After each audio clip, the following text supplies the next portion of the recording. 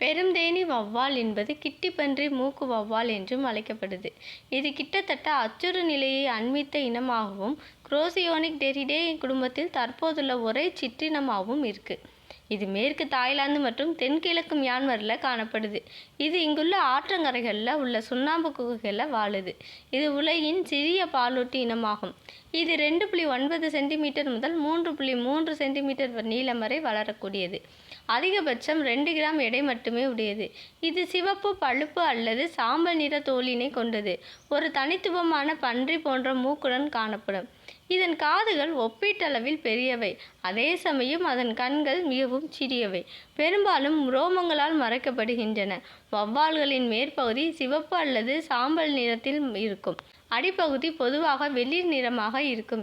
இறக்கைகள் ஒப்பீட்டளவில் பெரியதாகவும் அடர் நிறமாகவும் இருக்கும். இந்த பதிவு உங்களுக்கு பிடிச்சிருந்தா மறக்காம சப்ஸ்கிரைப் பண்ணி